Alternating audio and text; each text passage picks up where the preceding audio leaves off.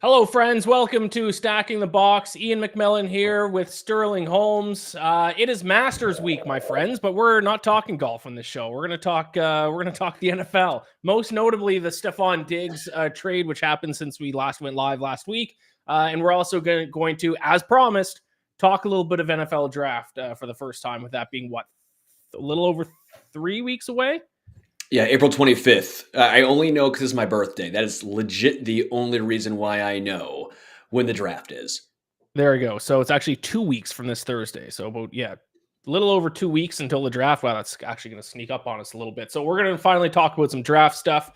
But first, football fans, guess what? DraftKings is offering a fantastic sign-up bonus for new users. New customers can place a $5 first bet on any sport to instantly claim $150 in bonus bets when you sign up using our code STB. The best part is that you will receive your rewards even if your first bet loses. Using our code STB not only gets you these bonuses, but also directly supports our podcast. If you've been considering signing up for DraftKings, make sure to use the code STB to maximize your first bets. This offer is only available to new customers or 21 plus and physically present in legal gambling states. Please remember to always gamble responsibly. Check the episode description for the full terms of the offer to see if you qualify. I almost finished it, tripped over the finish line there at the end, but that's okay. Yeah, you see the ribbon and you're about to run through it. Well, I got distracted by whatever you were doing. I don't know what. I was just getting a little dance, baby. Yeah. I thought you were doing a good job. I was actually impressed, and so I was like, damn. So it's on you for celebrating before I was able to finish it. So it's really your fault. But yeah, sorry, go ahead. When someone hits a three, and you turn around. I was in the swaggy P for you, and it rimmed out. Sign up. Code STB DraftKings Masters Week. So you should put $5 on someone to win the Masters, and you get $150 in bonus bets. Sterling, who are you betting on to win the Masters? Stupid, but how do you not bet Scotty Scheffler? Because he's 4-1. A $5 bet will win you $20. Give me someone better than that. I get it, but dude, he's so damn good. I honestly think for the Masters, sometimes I go with some shorter hitters. Who have a very good short game. Like traditionally, I've gone with someone at least to make the cut, someone like Abraham Answer, right? Not the longest hitter by any means, but he's a good ball striker, solid around the green. I don't know if I'm getting that bold this year with him. Maybe like Adam Scott. Try and think outside the box. You ever trying to get some more bang for your buck? Yeah, if it's a $5 bet just to get your bonus bets there, I'll give you a 50-1 bet. So I guess that would win you $250. Russell Henley, 50-1 at DraftKings Sportsbook right now. Sign up using the code STB. Put $5 on Russell Henley, and the perfect part of it is that even if he loses and doesn't win, which you probably won't, you'll still get the bonus bets. All right, let's talk NFL. Stefon Diggs traded to the Houston Texans was the biggest news of the NFL week. Traded for a second-round pick next year. Yeah, 2025 second-round 2025 second-round pick via Minnesota. Buffalo is also sending back a 2024 sixth and a 2025 fifth to Houston, along with Stefon Diggs. Initial reaction, I guess not even initial reaction, because this broke last Wednesday. Yeah. Was it mid next week? So we've had a bit of time to kind of think about this. What are your thoughts as of right now, Sterling? Yeah, my thoughts remain the same as this was phenomenal for the Houston Texans. This is what you do when you go all in with a rookie quarterback. You have the quarterback on a rookie deal, your two best wide receivers, Tank Dell, Nico Collins, rookie contracts. Defensively, your two best players, rookie deals, Derek Stingley Jr. as well as Will Anderson. You have Laramie Tunsil, who's 9% of the cap hit right now. The Texans right now, their fourth cap hit. You want to take a little guess on who it is? Robert Woods. That is how good. Okay. And I would not have guessed that. He's getting paid like $6 million. Like my point is, they're in such a good spot cap wise. Why wouldn't you potentially, quote unquote, overpay for an aging wide receiver who, by the way, still had a great year last year? Not Stefon Diggs standards, but he still went over 1,100 yards, close to 1,200 yards. And you're not expecting him to necessarily be a wide receiver one. You're expecting him to take the load off of some young guys in Nico Collins, who's a great X, and Tank Dell, who's a smaller-bodied guy who got injured last year. All you did was strengthen your offense. You gave C.J. Stroud more options. I absolutely love this for the Texans. This is what you do. If you're the Bills, you had to. It was inevitable. Like, I think this is, again, a win-win for both teams. Stefon Diggs, the perpetual unrest, whether that's true or false, there seemingly was more than meets the eye. You had to tear down. You keep Stefon Diggs, what happens?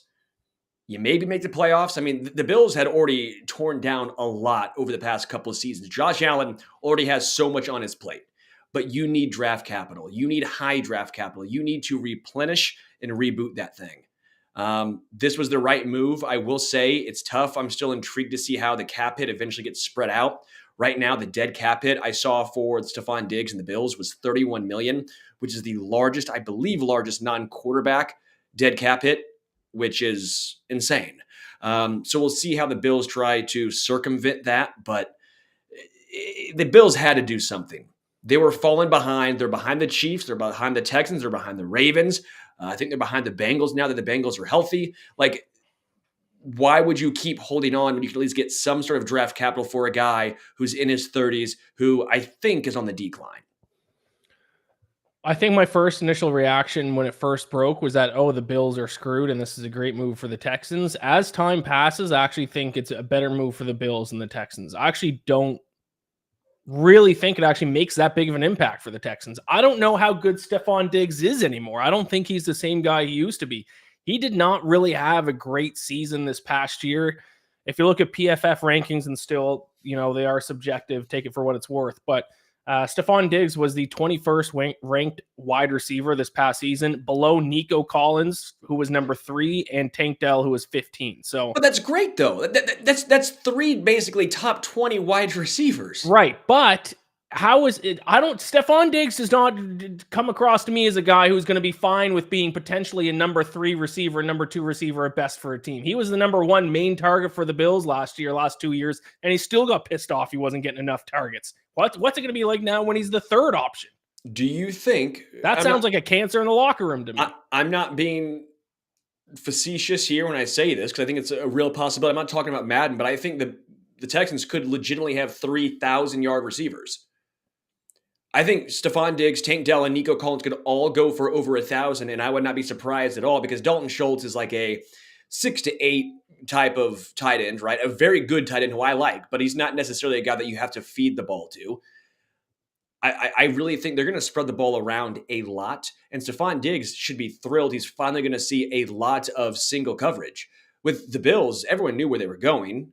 And then if you're the Buffalo Bills, I think to an extent you have to sit here and go, you know what? The offense actually took off when we stopped focusing so heavily on Stefon Diggs and almost got back to old school football, running the ball and getting James Cook involved. So I think if you're the Bills, you can try and talk yourself into saying, all right, we can find a way to make this work. But I think if you're the Houston Texans, you sit here going, we have 3 legitimate, if you don't want to say wide receiver 1s, wide receiver 2s at a minimum. Man, I'm thrilled if you're a Houston Texans fan. Sure, if these players were in a video game and this is just all algorithms, the Texans are in an amazing spot right now. But what happened with the Bills when they decided to start throwing the ball to other people and start running the ball more often? Stefon Diggs became an issue in that locker room. He'd stop halfway through routes. Every single time the ball didn't go to him, he'd be like going like this to Josh Allen, wondering why they didn't throw him the ball. His body language was some of the worst body language in the NFL last year in the second half of the season. So I think you need to consider the human element of this game. And I don't think Stefon Diggs being in a crowded lot in a wide receiver room is going to be good for the Texans. But you know why he was doing that? Because the other wide receivers for the Bills couldn't catch the ball. No, I don't think that's why he was doing it. He wasn't doing it because he wasn't getting he was doing it because he wasn't getting the ball. Sure, but do you complain when you win? No. If you win and you're getting, let's say, 1,000 instead of 1,200, you're getting 80 receptions instead of 106. You're not complaining because you're finally winning. That was the whole thing. Was him in the playoffs? Was he was getting pissed off at Josh Allen, not necessarily because he was not getting the ball, but because they were losing. It's going to be different when you understand you're going to Nico Collins or Tank Dell and you're not going to Khalil Shakur or Gabe Davis. I like Shakur. I think he's a good player, but that's not Nico or Tank. So I think there's a little bit of a difference there. I disagree. I think even if they're winning, I think he's going to be a problem on that Texans team. I don't think it's worth it for them. Or what another issue is they make him the wide receiver 1 when he's not the best wide receiver on the team. and you're going to take away from guys like Nico Collins and Tank Dell, who might be better than him right now. I don't think they do that, but let me look up Nico Collins. I'm pretty sure he's already missed games in his career, and I know for a fact Tank Dell has already missed games in his career. So you're also looking this a little bit as all right, we have 2 wide receivers. Sure. Nico Collins played 14 games, 10 games, 15 games, right? Yeah, fair enough. Yeah. Wouldn't yeah. I'm not gonna argue with that point. That maybe it's a little bit of injury insurance with a wide receiver core that has not been the most healthy in their career. Any other takeaways for the Stefon Diggs trade? I think it's, again, surprised the Bills would make this trade with Houston. They would not. They were never going to do that with Kansas City. Oh, of course not. But Houston's on the up and up. I'm a little surprised Sure. it was Houston as a team that made this move. If they trade him to the Panthers, the Bears, Seattle, just another team in the NFC, or even maybe like the Steelers, right? I wouldn't bat an eye. But this is a team that's basically vying, and quite frankly, you could say is already above the Bills now. It's a little bit perplexing in that instance. Are the Bills screwed next year?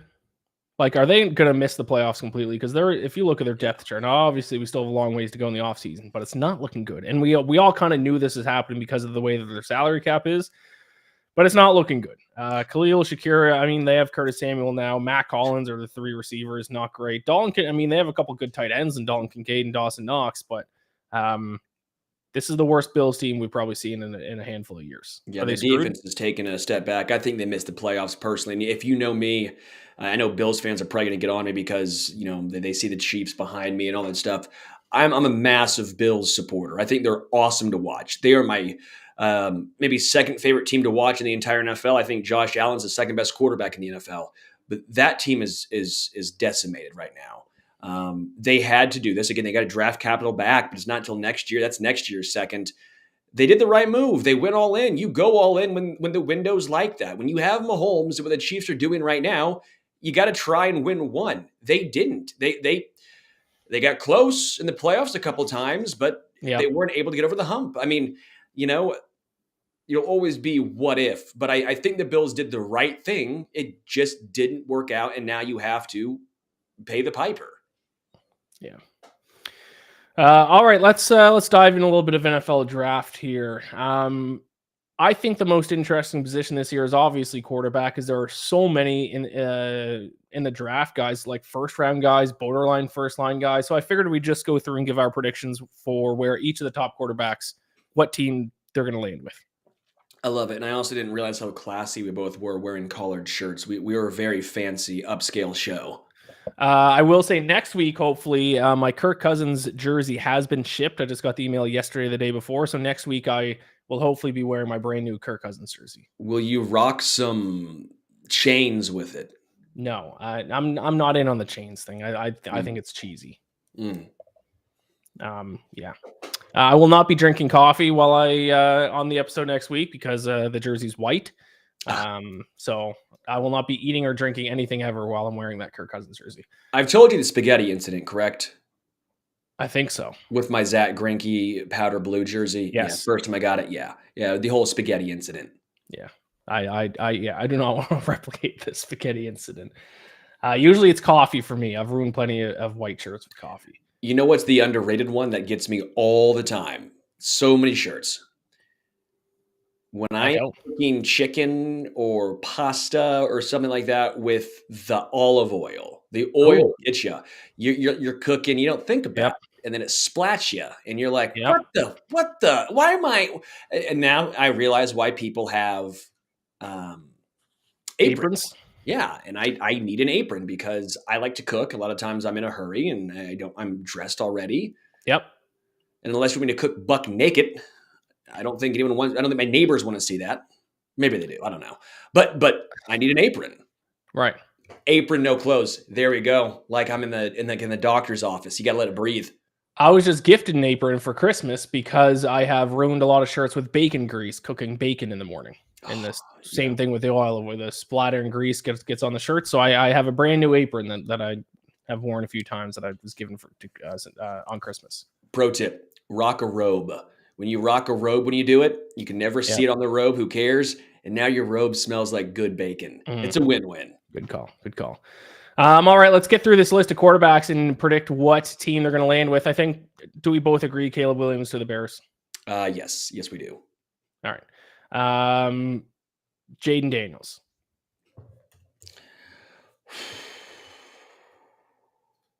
Man. I mean, we're already getting into like I think he's the second best quarterback. I'm taking him over Drake May. But this is not what you would do. Don't forget, this is what you think teams are going to do. Yeah. So, which I would say a lot of people make the mistake of when they especially bet on the NFL draft, is they make bets thinking that teams should do something or shouldn't do something, not about what the teams will actually do. Because certain GMs have tendencies. A lot of GMs make stupid decisions. So, for this portion, let's predict what teams are going to do, not predict what we would do. Because obviously we're smart and we'd make much smarter decisions than the GMs. Man, I almost still feel like Washington would go Jaden Daniels for the upside, but part of me also is sitting here going, they've in the past, which again, this is history, different ownership, GM, all that stuff, they drafted a guy like that, RG3. And I wonder if there's any I don't want to say buyer's remorse because RG3 was actually pretty solid. But if there's a case where, like, you know what? Oh, really? He had one. He was rookie of the year, and then he sucked after that. And they had Kirk Cousins, right? So I wonder if they do the same thing. They draft like Jaden Daniels and they draft Spencer Rattler or something later on. I'll go Jaden Daniels too, but I do wonder if how much of the RG3 injuries, because Jaden Daniels has already had multiple injuries to his knees. I wonder how much of that plays a factor. I think Jaden Daniels goes to the Commanders as well. I think the Commanders signing Marcus Mariota was kind of a sign that they're going to go with Jaden Daniels because you typically want your backup quarterback to play the same style of play as your starter. And obviously Mariota is more of an athletic kind of mobile quarterback. And that's certainly not Drake May. That'd be more Jaden Daniels. So it's a great call, actually. Yeah. So I'll go Jaden Daniels to the Commanders. Drake May, where do you have Drake May going? So man, does this just feel like the most New England thing? But Bill Belichick's no longer there. So what's their strategy going to be now that they have their guy who's been there forever gone, head coach and GM? Do they stick with Drake May and maybe go with a higher floor type of guy? Which again, I if you know me, I'm not big. I was not big on Trubisky. I'm not huge on Drake May.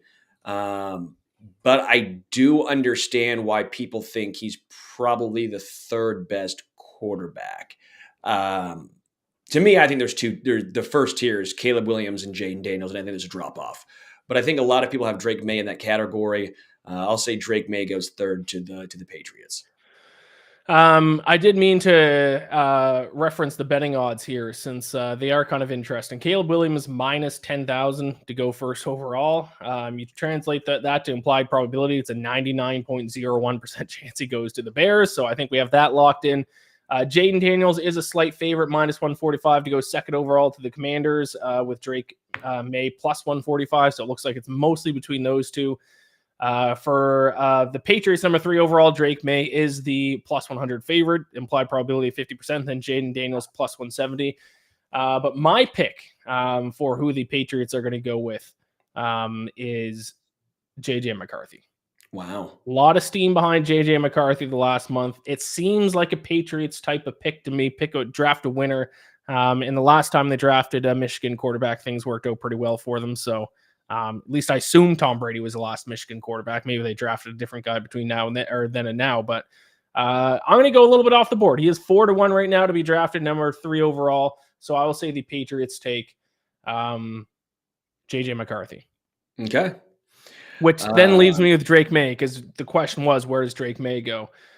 Drake May goes to the Giants at number 6.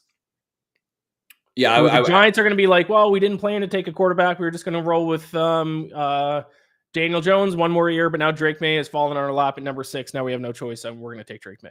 The issue is Arizona's probably staying at 4 because they don't want to trade back too far because they want Marvin Harrison Jr.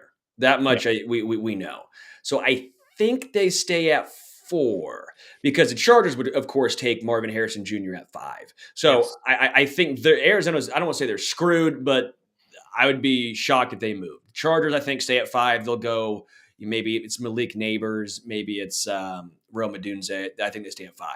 Well, New York's interesting. Do they stay at 6, or does a team like the Vikings, like the Broncos, like the Raiders, one of those teams, do they just offer up a haul to move up? That's the question, because there are going to be some moving parts, especially if in your scenario where JJ goes there. Yep. Well, and I think you're going to see some bidding wars for that next spot. Yep. I almost want to go with, man, it's tough. You're talking now where JJ McCarthy goes. Yeah, I almost want to say Minnesota. And the reason is they have 2 first-round picks. I feel like they can try and, I like the honking in the background. I think that honk was for like good idea, Sterling. I think Minnesota has the draft capital to move up. So I guess in my scenario, they're getting JJ McCarthy. In yours, they're getting Drake May. But I still think Minnesota's the team. Minnesota is the betting favorite to land JJ McCarthy right now, plus 115 odds. So it should be, what, 47%? So you're saying I'm smart?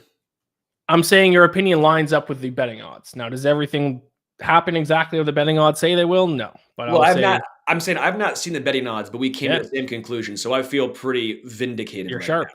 Yep.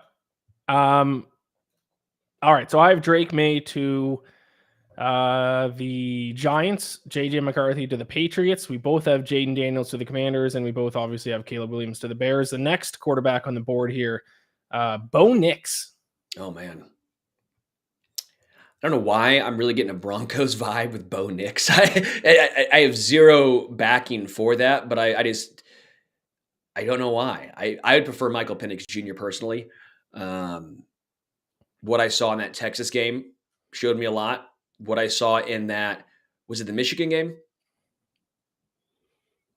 Where he was atrocious. Showed me a lot too. Like, the Texas game was such a far cry from some of the other elite teams he played. I don't know which one's the outlier. But when you see the highs and you're standing in there against Devondre Sweat and Byron Murphy and you're taking it on the chest, you're dropping these beautiful balls in there. I'm like, you get working with some NFL talent, NFL coaching. Is that going to be more consistent? So I think that's why I go more of the Michael Penix Jr. route. But I'll go Bo Nix to Denver. Are you sure that you didn't look at the betting odds? Because Broncos minus 130 favorites to land Bo Nix. No, I swear. You're sharp. You're sharp. If I get this next one right, I feel pretty good. All right. I will also say Bo Nix to the Broncos, which is going to force the hand of the Vikings. I think the Vikings might take the next quarterback on the board, because you have the Vikings taking JJ McCarthy, right? Correct. And the Vikings still need a quarterback. I'll say Penix Jr. to the Vikings. I say Penix Jr. to the Raiders, because the Raiders are one spot after. That makes a lot of sense to me. The Broncos are probably going to have their pick, because I don't think the Raiders will have enough to move up ahead of some of these teams. So I think Denver stays ahead. Again, the Vikings, I think, have the firepower to kind of get who they want. They're already ahead of both those teams either way. But if they're like, let's trade a 7, let's make sure we get our guy, that wouldn't surprise me.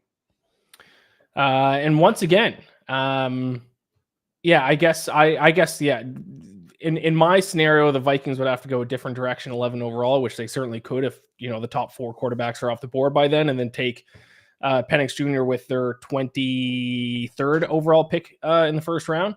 But once again, draft betting odds agree with you. They have Raiders to be the favorite to get Penix Jr. Not as big of a favorite as some other teams, though. There are basically 4 teams that are up there. Plus 380 for the Raiders to get Penix Jr. Vikings plus 470. Broncos plus 470. Giants 6-1. And then a pretty big drop off for the Seahawks. That's crazy, because that's 6 quarterbacks right there. Yep. And I don't know, last year we thought there were going to be more taken. We thought Will Levis was not. So there's definitely a decent chance that one of these guys just falls, whether it's Bo Nix, whether that's Michael Penix Jr., whether that's and probably one of those two. I don't see J.J. McCarthy at this point falling like that, since all the hype has been. I guess there was some hype, though, around Will Levis last year, so you never know, man. Yeah. So we might see 6 quarterbacks taken in the first round. I added one more quarterback to the list here, a guy who I believe, correct me if I'm wrong, this guy was projected as like the first overall pick at one point. Well, when he came out of high school. Yeah, when he came out of high school. Spencer Rattler. Obviously, he will not be a first round guy. He's projected, round 3? Probably round 3. Yeah, he's interesting, man. He was Oklahoma, and everyone's like, oh, he's the guy. And then it was like, oh, wait a minute. What? He had all his merchandise out, all this stuff, and he fizzled out hard. Then he went to South Carolina, and you saw some upside with him. You saw like, okay, yeah, he's not the best quarterback, but we get there's some tools there. He can be a toolsy guy. I wonder what happens if he gets the NFL, again, the NFL coaching. I wonder if they can somewhat get that potential back. I don't think anyone's given a first or second rounder for him, but I'm intrigued by Spencer Rattler in the third on. I don't see why you wouldn't take a shot on a guy like that. I don't know, man. Seattle Rams. How about a team that has a veteran quarterback who's probably only going to be around for 3 years? A guy who, could mentor Spencer Rattler possibly for a few years. Spencer Rattler with a lot of upside. Spencer Rattler with a lot of potential. Spencer Rattler who probably does need to sit behind a veteran guy for a handful of years. Yeah, I get what you're saying in Atlanta. I also think you could say Seattle with Geno Smith. Sure. I think I was saying the Rams with, although they drafted a quarterback, what's his name? Not Carson Beck from Georgia. But the Georgia guy. Stetson Bennett. Who I think he's like borderline to even make the team this year, though. Yeah, I mean, but I think there's a chance there, because they just signed Jimmy G, didn't they? I think the Rams just signed Jimmy G. I wonder if a team like Detroit, right? Detroit, how long is Jared Goff going to be there? Jared Goff's probably younger than we think, though. But Detroit just drafted a quarterback, too. They got Hendon Hooker last year from Tennessee. Yeah, and Jared Goff's actually only 29. Man, he's younger than you think. I was thinking of the Bucks, but Baker's younger than you think. And they just gave him that 3-year contract. I'll go ahead and say Seattle. Okay. I'll say Falcons. Is there odds on him or no? No. Not for Spencer Rattler. Too far in the draft. All right, so that's quarterbacks.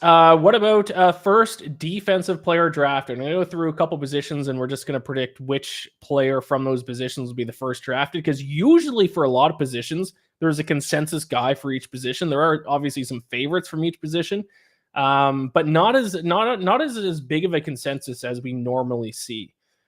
So you haven't looked at any of the odds, right? No, correct. So I'm curious if your opinion continues to line up with the odds. So let's start with, who do you think is the first defensive player drafted? Which is funny because it might not even be in the top 10. I mean, the top 10 might be all offense, which is crazy. Well, if the Falcons keep their pick, they're almost certainly going defense. Sure, but I think that's the spot that maybe the Vikings end up trading, which, congratulations, Ian, you'd be getting more draft capital.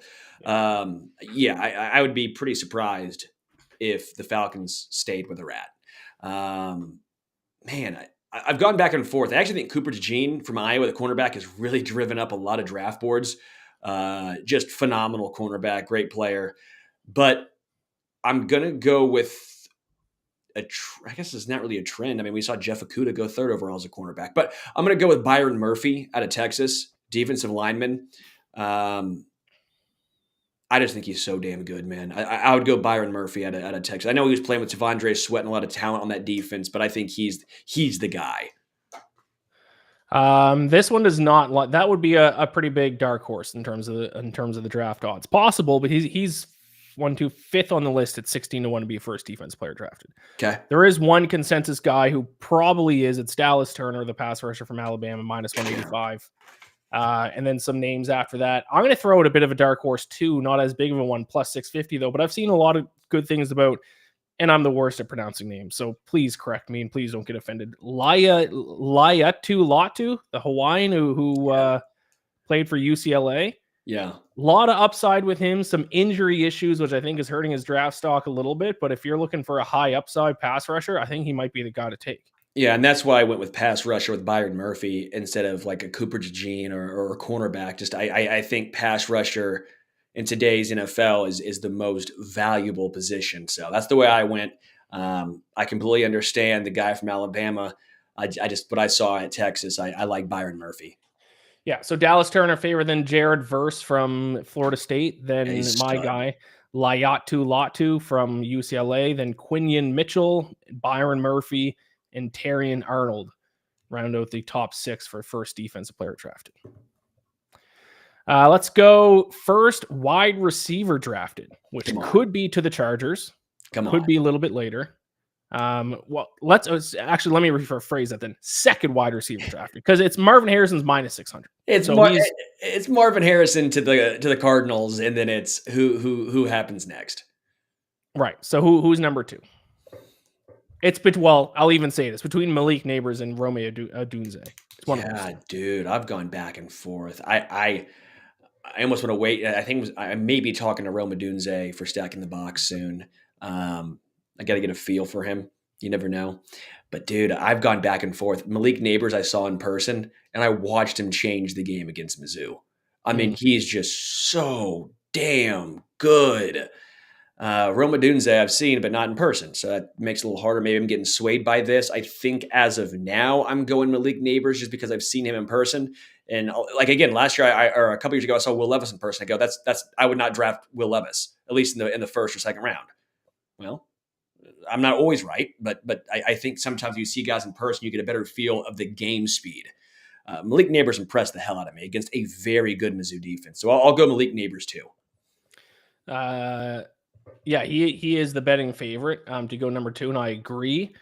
Minus 200 to be the second wide receiver drafted, but I actually think there's some decent value on Odunze at 3-1. In terms of betting and where the value is, I actually think the value is on Odunze, but I think Neighbors probably is. If you don't take odds into consideration, I think Neighbors is probably the guy. Yeah. All right, first running back taken. I obviously have a soft spot for the running backs myself. Running backs used to be, top picks in the draft, not so much anymore. Is there a running back that's going to be selected in the first round? I don't think so. No, right? Second round for a running back? Yeah, I don't think there's a single running back drafted in the first round, and probably not even until halfway through the second.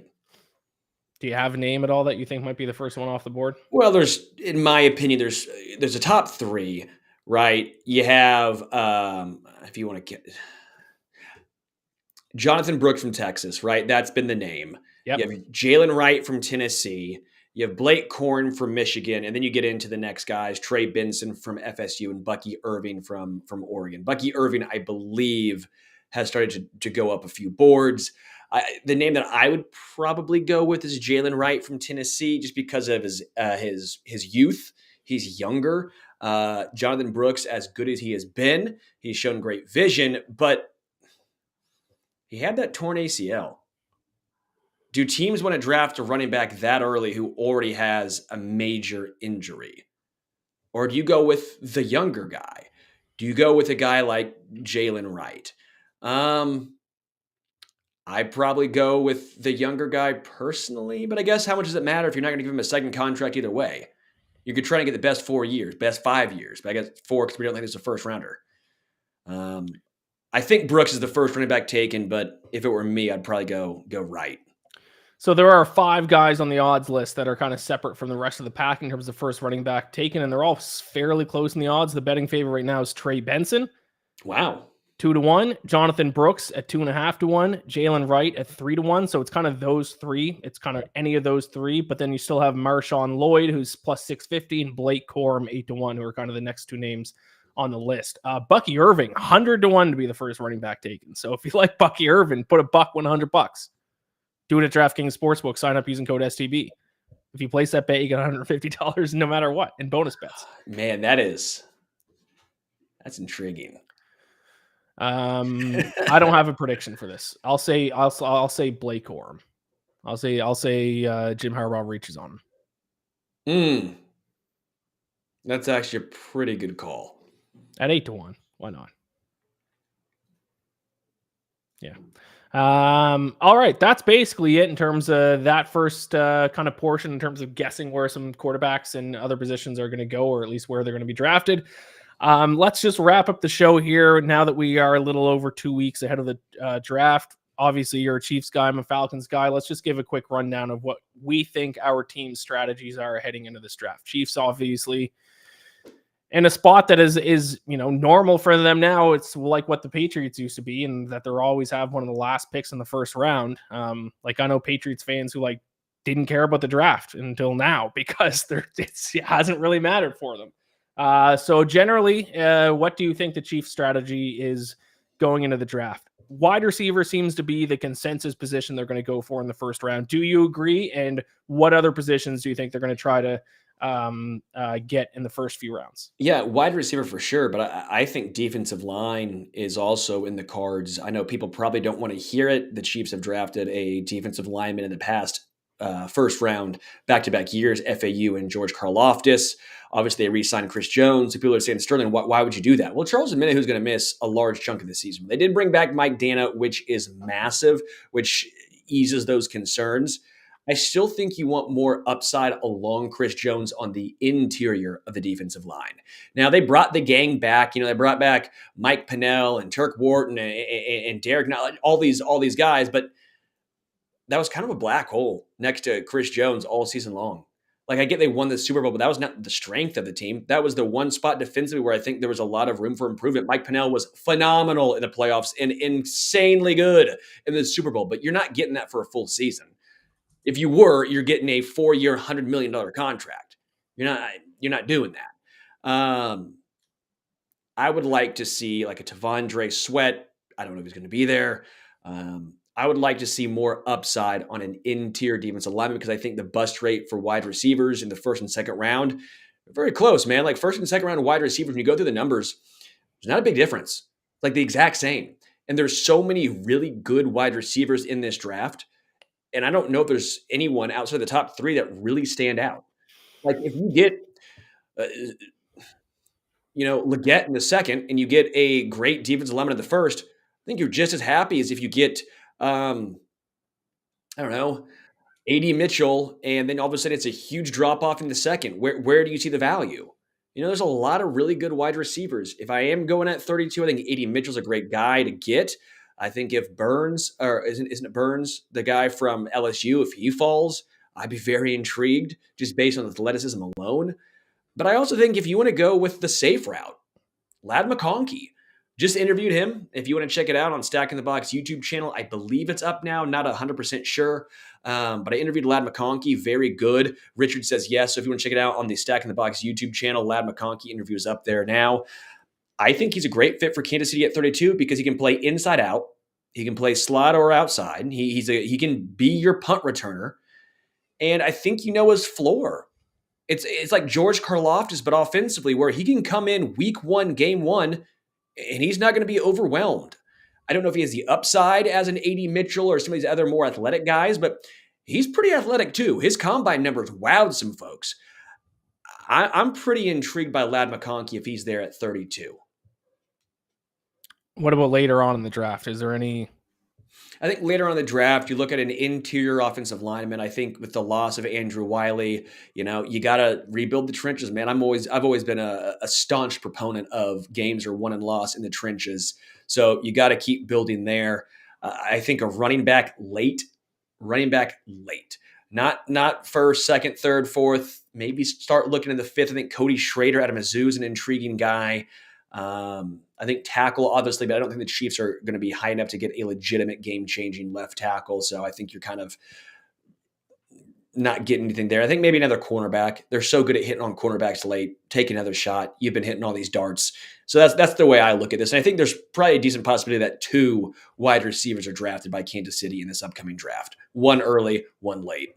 There are betting odds for the position the Chiefs will draft with their first, or the position of the first player that the Chiefs draft. The favorite is wide receiver, -105, so about a 50% chance to go wide receiver. You got offensive lineman, +170, cornerback, 5-1, and then defensive lineman / edge rusher, at plus 850 are the 4 options. And then safety 50-1 and linebacker 50-1. So looks like most likely wide receiver. And then if not, offensive lineman, and then cornerback and defensive lineman at edge are certainly possibilities, but some longer odds there. Well, final thoughts is I think the Chiefs are in a spot where with the bringing in of Hollywood Brown, and I think Rashee Rice, realistically, I don't want to get into all the stuff right now. We still have a lot we don't know. But most likely, based on what I think the NFL has done in the past, you're probably looking at a 4-game suspension, right? This is just my opinion here, by the way. That's probably what you're looking at. That's not enough to say, oh, we have to draft a guy now. No, you brought in Hollywood Brown. Like, you'll be fine. You'll make it work. So I do think the Chiefs can do best player available. Like, I really do believe that. I'm not saying they need this or they should do this, but let's just say Ennis Rakestraw, cornerback from Mizzou's there. A lot of folks have him projected as top 18. A lot of people actually have him as a first-round grade when we know that about 18 guys probably get the first-round grade. The Chiefs have him as a first-round grade, and he's there at 32. Don't be shocked if the Chiefs take him.